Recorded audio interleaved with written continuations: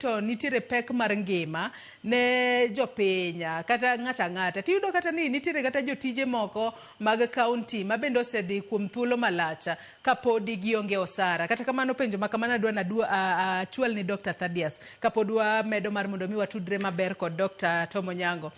Nyaka sani ji nyalo bedo ni penjore ni adiera wantiere kod pek mar ngima, nitiere jotije mag kaunti moko ma bende pok ochul, to ng'ato nyalo wacho ni pok waneno ka gin to gi ng'anyo. Ang'o momiyo nyaka sani koro kata bedo ni nitiere pek mar ngima, nitiere jotije mag piny owacho moko mag counties ma pok ochuli, to lecturers uto pod ramarama ni nyaka ung'any. Pogruok nitiere kanye kata ang'o ma justify strike ma koro untiere gondo ni gi sani?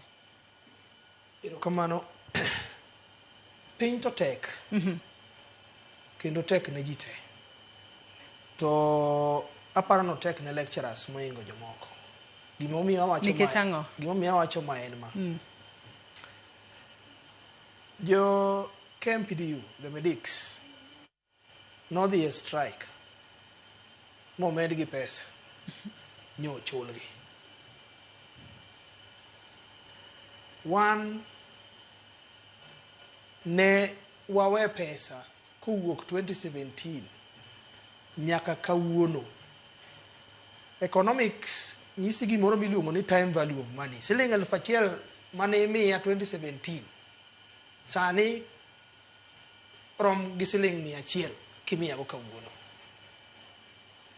Koro yudo ka lecturers osebedo joma bolore, joma wangwana, joma rito, kendo jomok dwa mo gik moko kethre. Kendo gisebedo ka ging'e ni piny tek. Ng'ato kisungu wacho ni is taking them for granted. Lecturers are being taken for granted. And number 2, which I mentioned earlier, mana se wacho sani king'iyo e university kama wantiere,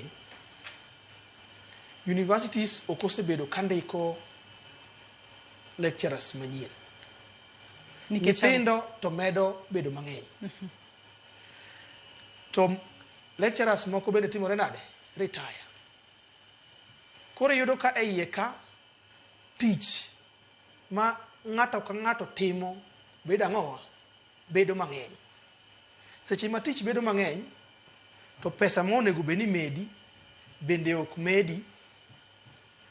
To kit ngima modake sani bende nengo gik moko dhi malo, ma ka in Nairobi ka to kanyichi nyiewo mkate 2017 ni nyiewo mkate siling 40, sani koro nyiewo siling 80.